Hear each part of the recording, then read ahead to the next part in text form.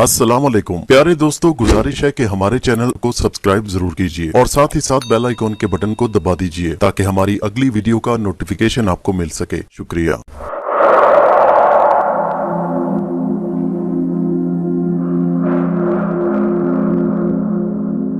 वो एक अजीब सी आवाज थी, खौफ दहशत से भरपूर, जिसको सुनकर उसकी आंख खुल गई। वो समझ न पाई कि ये किस किस्म की आवाज है। रात निस्फ से ज्यादा गुजर चुकी थी, कमरे की हर चीज अंधेरे में डूबी थी। वो आवाज फिर उसके कानों से टकराई तो वो खौफ से कांप उठी, लेकिन उसकी बिस्तर से निकलने की हिम्मत न हुई। अचानक एक निहायत खूबसूरत सहर आफरीन आवाज गूंजी, जैसे कोई वायलिन बजा रहा हो। आवाज में न जाने क्या जादू और असर था कि उसने कमल परे फेंका और उसकी मखरूती उंगलियां जूं ही दरवाजे से मस हुई, दरवाजा खुद ब खुद खुल गया। वो दौड़ती हुई घर से बाहर निकल गई। गहरे अंधेरे रात के तवील सन्नाटे से बेखबर उस वीरान खंडर के सामने जाकर रुक गई, जो कि साला साल से वीरान पड़ा था, जिसकी दीवारें और छतें जगह जगह से बोसीदा हो चुकी थी। वो आवाज अब भी उसके कानों में गूंज रही थी, उसकी रूह पर एक दिलफरेब एहसास पैदा कर रही थी। महविश चली आओ, मेरी बेचैन मोहब्बत तुम्हें पुकार रही है। वो मर्दाना आवाज उसके कानों में टकराई, जो कि दर्द के तासुर से लबरेज थी। न जाने क्यों महविश का दिल गम की गहराइयों में डूबने लगा। महविश इस आवाज के पीछे भागती रही, बल्कि तेजी से आगे जा रही थी। अचानक उसकी नजर कब्र की मानद उस ढेर पर पड़ी, जो कि एक बरगद के पेड़ के नीचे बना था। आवाज खामोश हो गई। कहाँ हो तुम? क्यों हर रोज मुझे परेशान करते हो? महविश ने चिल्लाकर कहा, लेकिन सन्नाटा बदस्तूर उसी तरह था। फिजा में झींगरों की आवाजें गूंज रही थीं। अचानक खौफ और दहशत का तासुर उसके दिल में छाने लगा। उसे ऐसा लग रहा था कि जैसे उसके आसपास कोई मौजूद है। उसने हिलने की कोशिश की, लेकिन उसके कदम वहीं पर जम गए। अचानक उसकी नजर उस कब्रनुमा ढेर पर पड़ी, जिससे एक हाथ आहिस्ता आहिस्ता बाहर निकल रहा था। वो हाथ लंबा होता रहा। महविश ने पीछे हटने की कोशिश की, लेकिन नाकाम रही। वो हाथ उसके जानिब बढ़ता चला गया। महविश के हलक से खौफ और दहशत से भरी चीख निकली, फिर उसे कुछ होश न रहा। और फिर जब महविश को होश आया तो उसने अपने आप को ख्वाबगाह में पाया और मसहरी पर दराज हैरत भरी नजरों से अपने चारों तरफ खड़े लोगों को देख रही थी। महविश को होश में आता देखकर डॉक्टर आरिफ ने इत्मीनान का गहरा सांस लिया और महविश के वालिद को एक तरफ ले जाकर बोले, मेरे ख्याल से ये एक रूहानी मसला है। महविश के वालिद जाहिद बेग ने चौंकते हुए कहा, क्या मतलब? रात के अंधेरे में इन खंडरात में ये क्यों जाती है, जहां अक्सर वो बेहोशी की हालत में मिलती है? आपने बताया भी था कि आप लोगों ने इसे कमरे में कैद कर रखा है, मगर फिर भी वो खंडरात में ही मिलती है। मैं क्या करूं डॉक्टर साहब, होश आने पर यह सब कुछ भूल जाती है। डॉक्टर आरिफ ने पुरख्याल अंदाज में सर हिलाया। मेरा ख्याल है कि आप इनकी जल्दी से जल्दी शादी कर दें। हो सकता है माहौल की तब्दीली इनके जहन पर अच्छा असर पैदा करे, डॉक्टर ने फिक्रमंदाना लहजे में कहा। डॉक्टर साहब, ये सब क्यों हो रहा है? डॉक्टर साहब बोले, कोई नफ्सियाती उलझन की गिरा जो माहौल की तब्दीली के बाद दूर होने की उम्मीद होती है, लेकिन ये गिरा अभी तक खुल नहीं सकी। महविश को ये अच्छी तरह एहसास था कि उसके हालिया दौरे, जिनकी बदौलत वो खंडरात में पाई जाती थी, उसके घर वालों को किस कदर उलझन और मुसीबत में परेशानी का बायस बना रहे थे। उसे न जाने क्यों ऐसा लगता कि ये सब दौरे नहीं, इनके पीछे कोई ना कोई हकीकत है। मगर उसके घर वाले समझते कि वो बीमार है। ये बात भी जरूर है कि वो भूल जाती कि उसे क्या हुआ, वो खंडर में कैसे पहुंची। बस कुछ धुंधले से नकूश उसके जहन में बाकी रहते। मोहल्ले और करीबी रिश्तेदार ये समझते कि लड़की पर जिन का साया है, उसे किसी पीर फकीर के पास दिखाया जाए। खैर, जितने मुंह उतनी बातें। जाहिद बेग किसी पीर फकीर के पास जाने के खिलाफ थे।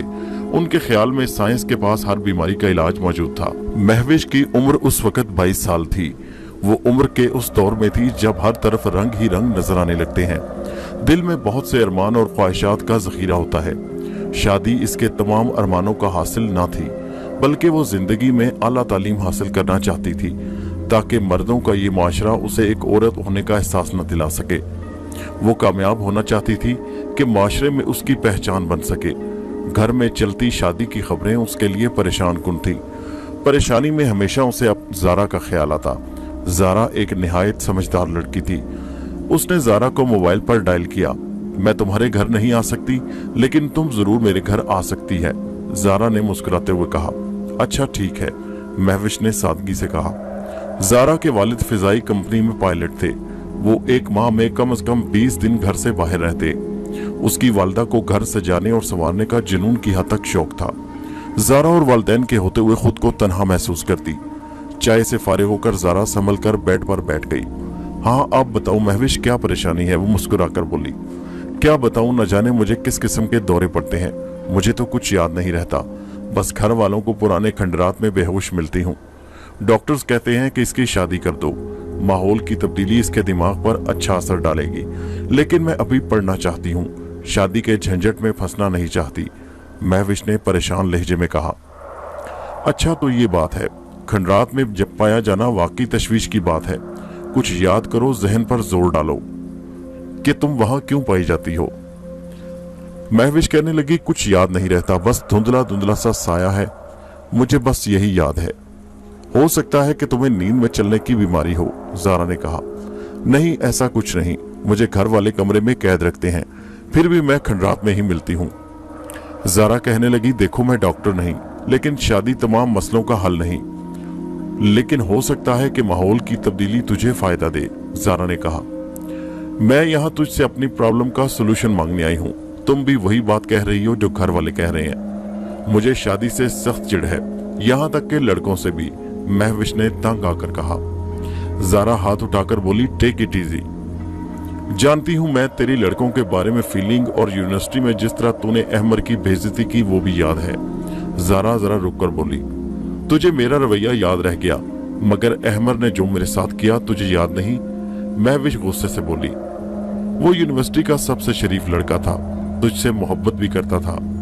उसने इजहार मोहब्बत ही तो किया था, और क्या किया था? तुमने उसकी बेइज्जती की, पूरी यूनिवर्सिटी में उसका मजाक उड़ाया, तो वो दिल बर्दाश्ता होकर यूनिवर्सिटी ही छोड़ गया। जारा के लहजे में अहमर के लिए हमदर्दी थी। अच्छा किया ना चला गया, वरना मैं उसको और जूते मारती। महविश मुंह बनाकर बोली। तुम नहीं समझोगी, तुम्हारा खुदा ही हाफिज है, जारा ने हमदर्दी से कहा। तुम तो समझदार हो ना, मेरी मर्जी मैं जो करूं। मैं जा रही हूं घर, ये कहकर महविश गुस्से में वहां से निकल आई। जारा ने उसे रोकने की बहुत कोशिश की, मगर वो नहीं रुकी। उस दिन महविश के वालिद की गाड़ी खराब थी, इसलिए वो बस से जारा के यहाँ घर आई। घर में वो जारा का कहकर ना आती तो उसे जाने भी ना दिया जाता। गुस्से में उसने जारा के ड्राइवर की मदद लेना भी गवारा नहीं किया। जारा उसके गुस्से से अच्छी तरह वाकिफ थी कि वो किसी भी तरह नहीं मानेगी, इसलिए उसने ड्राइवर के लिए जिद न की।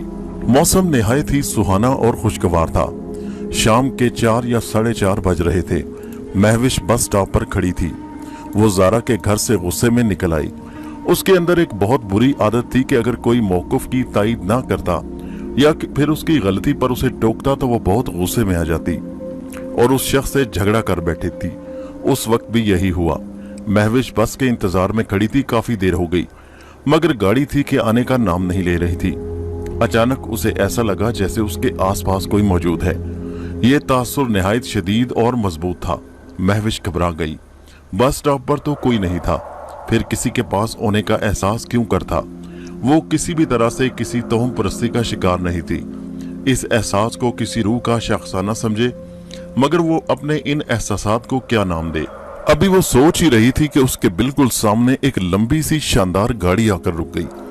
कार निहायत जदीद और खूबसूरत थी, बल्कि निहायत गैर मामूली और कीमती भी। कार का रंग सुर्ख था, इंसानी खून के जैसा। लिफ्ट चाहिए मैडम? एक निहायत शाइस्ता सी मर्दाना आवाज उसके कानों से टकराई। जी नहीं शुक्रिया। महविश उसकी तरफ देखे बगैर मुंह बनाकर बोली। ठीक है, जैसे आपकी मर्जी, मगर इस वक्त कोई गाड़ी नहीं मिलेगी, क्योंकि किसी सियासी कारकुन के मारे जाने से हड़ताल का ऐलान है। ये खबर महविश के लिए बहुत परेशान कुन थी। मोबाइल में ना तो बैलेंस था और ना ही पैकेज, ताकि वो किसी को बुलवा ले। महविश काफी घबरा गई। इस बार महविश ने उसे देखा और देखती रह गई। ड्राइवर की शख्सियत काफी मुतासिर कुन और सहरंगेज थी। उसकी शख्सियत का सबसे मुतासिर कुन हिस्सा उसकी आंखें थी, जो कि निहायत चमकदार थी, बल्कि उन आंखों में अजीब सा जादू था। मैडम, आप शरीफ घर की मालूम होती हैं, हालात ठीक नहीं। इस बार महविश चाहने के बावजूद इनकार न कर सकी। न जाने क्या बात थी कि महविश को लड़कों से नफरत का खुद साख्ता बुत टूटता महसूस हुआ। कार में बैठते ही महविश ने काफूर और अजीब सी तेज महक महसूस की, जैसे किसी ताजा खुदी हुई कब्र के सामने आ गई हो। ये बात निहायत अजीब थी। महक का एहसास सिर्फ चंद लम्हों का था। महविश ने निहायत हैरत से उसे देखा, मगर दूसरे ही पल वो इतनी दिलकशी के अंदाज में मुस्कुराया कि महविश उसकी मुस्कुराहट में डूब गई। कार तेजी से उड़ी चली जा रही थी। काफी देर गुजर चुकी थी। महविश ने सोचा कुछ ना कुछ बोलना चाहिए, नहीं तो बद इखलाकी होगी। इससे पहले कि वो कुछ बोले, गाड़ी यकदम रुक गई। आपका घर आ गया मैडम, वो मुस्कुराकर बोला। वाकई कार महविश के घर के सामने खड़ी थी। महविश हैरत ज़दा रह गई कि अभी तो उसने अजनबी को अपना एड्रेस भी नहीं बताया, फिर उस अजनबी को कैसे मालूम कि उसका घर आ गया। हैरत के आलम में वो गाड़ी से नीचे उतर गई। अभी वो उस बात के बारे में पूछना ही चाहती थी कि आपको मेरे घर या मेरे एड्रेस का कैसे पता चला, कि कार एकदम ही उड़न छू हो गई, जैसे कि वो उसके उतरने का ही इंतजार कर रहा था। घर में दाखिल होकर महविश ने सुकून का सांस लिया। उसे काफी हैरानी थी कि अजनबी को उसके घर का पता कैसे मालूम है। हो सकता है कि दौराने सफर उसने बता दिया हो, मगर उसने तो उससे कोई बात नहीं की थी। हो सकता है कि वो उसके वालिद के जानने वाले में से हो। यही बात हो सकती है, महविश ने सोचा। कमरे में दाखिल होते ही महविश को ऐसे लगा कि कमरे में तन्हाई नहीं, कोई और भी है। ऐसा ही एहसास उसे बस स्टॉप पर हुआ था। कमरे में तो उसके सिवा कोई नहीं था। उसके कमरे में कोई दाखिल होता भी नहीं था। वो धीरे से चलती हुई बेड पर जा बैठी। किसी और की मौजूदगी का एहसास उसे महसूस होने लगा। बेड पर बैठते ही उसकी नजर शोकेस पर मौजूद एक बड़ी सी गुड़िया पर पड़ी। ये गुड़िया महविश के बचपन की याद थी। उसे गुड़ियों से खेलने का बहुत शौक था। इस शौक को देखकर उसके अब्बू ने ये गुड़िया ला कर दी। इस गुड़िया की खास बात यह थी कि इसको लिटाने से बड़ी बड़ी गलाफी आंखें खुद ब खुद बंद हो जाती। महविश को उस गुड़िया से बहुत प्यार था। जब कभी उसे डर लगता तो उसको गुड़िया को उठाने से उसका डर खत्म हो जाता। उसे देखकर महविश का न जाने क्यों दिल चाहा कि उसे उठा ले। वो बेइख्तियार उसकी तरफ बढ़ी। अभी वो उससे 2 कदम के फासले पर थी कि उसके कदम जम कर रह गए। एक दिलखराश चीख उसके हलक से निकली और वो लड़खड़ाकर बेड पर गिरी और बेहोश हो गई। गुड़िया की आंखें खून से भरी थीं और उनसे टिप टिप खून बह रहा था। अचानक गुड़िया के कदमों में हरकत पैदा हुई। आहिस्ता आहिस्ता गुड़िया शोकेस से नीचे उतरी। गुड़िया धीरे धीरे चलती हुई बेहोश महविश के पास आ गई। अब वो बेड पर चढ़ रही थी। गुड़िया के नन्हे हाथों में एक सुर्ख गुलाब था। उसी लम्हे दरवाजा खुला। गुड़िया ने पलट कर देखा और फिर गायब हो गई। इब्तदाई तिब्बी इमदाद के बाद महविश को होश आ गया था। डॉक्टरों के मुताबिक किसी बड़े सदमे या खौफ के तहत वो बेहोश हुई थी। उसके घर वालों ने उससे लाख पूछा मगर वो कोई जवाब ना दे पाई। वो जवाब देना चाहती थी मगर इस ख्याल से रुक जाती कि कोई उसका मजाक न उड़ाए। तरक्की के इस दौर में कोई इन बातों को बहुत कम ही मानता था। वैसे गुड़िया की आंखों से खून निकलता देखकर उसे अपनी नजरों का वहम भी महसूस हो रहा था। घर में उसके लिए रिश्ते की तलाश का सिलसिला शुरू हो चुका था। उसी रात महविश का मोबाइल फोन बजा। वो रात के खाने से फरागत के बाद लैपटॉप पर चैटिंग में मसरूफ थी। तभी महविश ने फोन रिसीव किया। अस्सलाम वालेकुम। दूसरी तरफ से एक मर्दाना आवाज सुनाई दी। वालेकुम अस्सलाम, कौन बात कर रहे हैं? महविश नॉर्मल से अंदाज में बोली, मेरा नाम एहसन है। जी, अगर आपका नाम एहसन है तो मैं क्या करूं? महविश ने अजीब से मूड में कहा। दरअसल मैं आपसे कुछ करने को नहीं कह रहा, बल्कि आपकी एक उलझन दूर करना चाहता हूं। उलझन? कैसी उलझन? और तुम हो कौन मिस्टर? महविश ने एक नहीं बल्कि 2 सवाल कर दिए। मैं वही हूं मैडम जिसने आपको कार में लिफ्ट दी थी। ओ अच्छा, तो तुमको मेरा मोबाइल नंबर कैसे मिला? मेरे घर कैसे जानते हो? महविश गुस्से से बोली। गुड, मैं जानता था कि आप इसी बात को लेकर परेशान होंगी। आवाज बहुत पुरवकार थी। बिल्कुल, ये असूली और डरा देने वाली बात है। महविश का गुस्सा अब खत्म हो गया। ये जवाब मैं जरूर दूंगा। इसके लिए कल शाम 5 बजे आपको कॉफी शॉप पर आना होगा। अरे भाई, मैं तुम्हारी नौकर नहीं हूं। वैसे भी अजनबियों से मिलना ठीक नहीं। महविश दोबारा गुस्से से बोली। मैं जानता हूं मिस महविश, आप आएंगी और आपको आना ही होगा। एहसन को आज तक किसी ने इनकार नहीं किया। आवाज में जैसे एक हुक्म सा था। शट योर माउथ, मैं नहीं आऊंगी, समझे तुम? ये कहकर उसने फोन बंद कर दिया। महविश का मूड काफी खराब हो चुका था। उसे उस लड़के पर बहुत गुस्सा आ रहा था कि उसकी हिम्मत कैसे हुई कि उससे इस तरह बात करे। फिर महविश का मूड ही नहीं हुआ कि वो कंप्यूटर इस्तेमाल करे। वो उठकर कमरे से बाहर निकल गई। उसका इरादा टेरेस पर जाकर टहलने का था। रात का वक्त था, मौसम बहुत सुहाना था। ठंडी हवाओं ने महविश की तबीयत पर काफी खुशगवार असर डाला। उसका मूड काफी हद तक ठीक हो चुका था। वो बहुत आहिस्ता आहिस्ता टेरेस पर टहल रही थी। अपने वालिदैन की इकलौती औलाद थी, इसलिए वो बहुत लाडली भी थी। उसने सोचा कि अब्बा से लाड करके कुछ अरसे के लिए शादी रुकवा दे। टेरेस पर टहलते टहलते उसकी नजर स्टोर पर पड़ी, जिसकी लाइट ऑफ थी।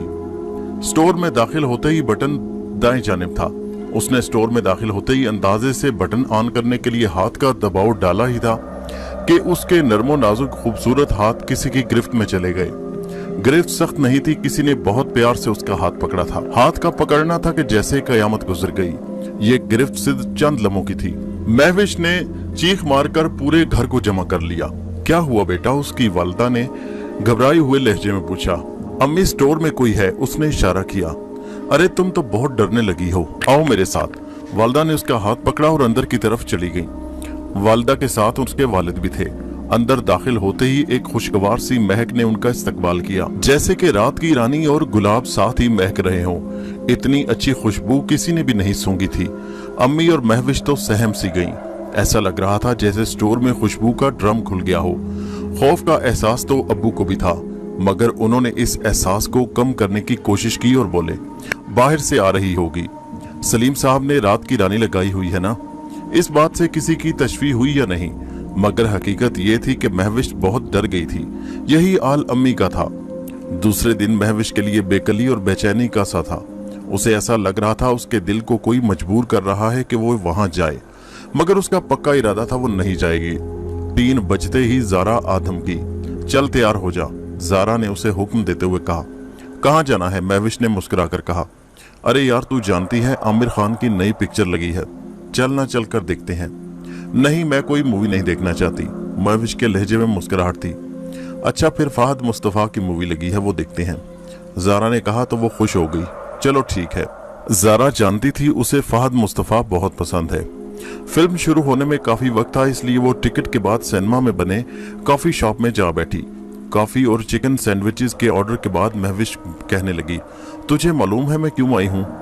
ये तो तू खुद बताएगी ना। जारा के लहजे में मुस्कुराहट थी। एक मरदूद की वजह से। उसने कहा था कि मैं उससे मिलने जरूर आऊंगी। देख, मैं तेरे साथ आ गई। तो मेरा कहा दुरुस्त साबित हुआ, देखा ना, आप आ गई। महविश को अपने पीछे से मर्दाना आवाज सुनाई दी। महविश ने गुस्से में हैरत से पलट कर देखा तो देखती रह गई। न जाने उसकी शख्सियत में कैसा असर था कि उसका सारे का सारा गुस्सा बर्फ बनकर पिघल गया। वो बहुत स्मार्ट लग रहा था। महविश जैसे उसे देखते ही उससे मुतासिर हो गई। कहने लगी, तशरीफ रखिए। शुक्रिया। वो कुर्सी पर बैठ गया। जारा के होंठों पर मुस्कुराहट थी। महविश को सारी बात समझ आ चुकी थी कि ये जरूर जारा की हरकत है। तो मेरा फोन नंबर और एड्रेस तुमने इन्हें दिया था? महविश जारा की तरफ देखकर मुस्कुराई। जवाबन जारा ने मुस्कुराते हुए कंधे उचकाए। महविश ने गुस्से से कहा, तुम बहुत कमीनी हो। जवाब में जारा और एहसन दोनों हंस पड़े। तो गुस्से में घर से निकल गई थी ना, हड़ताल का ऐलान था, इसलिए मैंने एहसन भाई को भेजा और तुम इन्हें पहली नजर में पसंद आ गई, इसलिए मैंने इन्हें तेरा नंबर दिया। मेरा ख्याल है कि बुरे एहसन भाई भी नहीं। जारा ने मुस्कुराकर कहा। इतना सुनना था कि महविश के गाल तप से गए, मगर दूसरे लम्हे वो मुंह बनाकर बोली, तेरे एहसन भाई बिल्कुल लोफर लगते हैं मुझे। मैं जा रही हूँ, तुम इनके साथ काफी पियो। ये कहकर वो उठकर खड़ी हो गई। और फिर रात को जब महविश बिस्तर पर लेटी तो उसके जहन में सिर्फ एहसन का चेहरा था।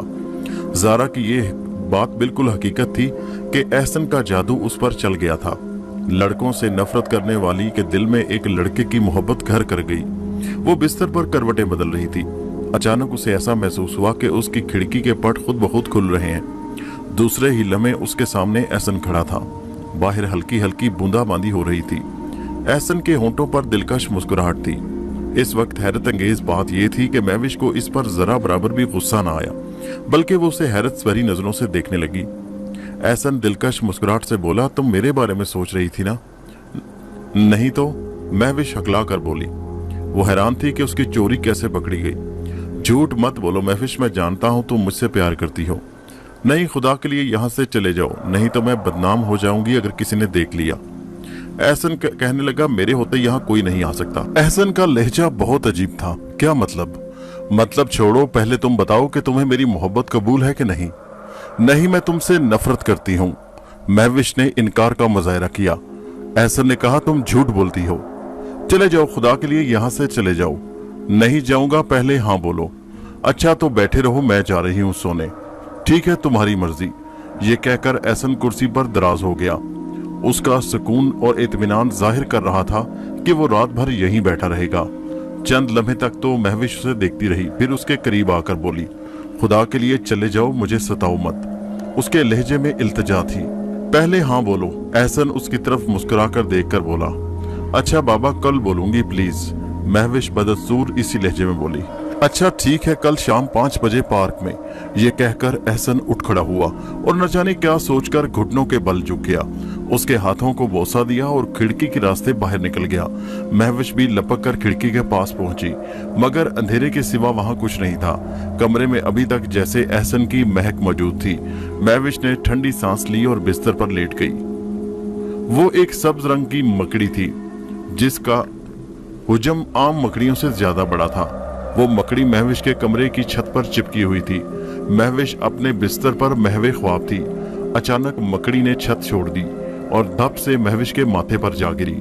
महविश की आंख खुल गई। वो चीखना चाहती थी लेकिन चीख ना पाई। वो इस मनहूस मकड़ी को हटाना चाहती थी लेकिन हटा ना पाई। मकड़ी आहिस्ता आहिस्ता हरकत करती महविश के माथे से महविश के मुंह तक आ गई और फिर वो अध खुले मुंह से उसके अंदर दाखिल हो गई। महविश उठ बैठी। उसकी आंखें ऊपर चढ़ी थीं। अचानक एक खूबसूरत सहर अंगेज आवाज उसके कानों में गूंजी, जैसे कहीं कोई वायलिन बज रहा हो। आवाज में न जाने क्या जादू था कि वो बेख्तियार खड़ी हो गई। अब उसका रुख दरवाजे की तरफ था। उसकी मखरूती उंगलियां जूं ही दरवाजे से मस हुई, दरवाजा खुल गया। वो दौड़ती हुई घर से बाहर निकली। घर वालों पर वही सहर अंगेज नींद तारी थी। उसका रुख उसी वीरान खंडर की तरफ था जो कि साल से उसी तरह वीरान था। वो आवाज अब उसके कानों में गूंज रही थी जो कि उसकी रूह पर दिलफरेब एहसास तारी कर रही थी। अब वो उस कब्र नुमा ढेर के सामने खड़ी थी। वो खुद से बिल्कुल बेगानी थी।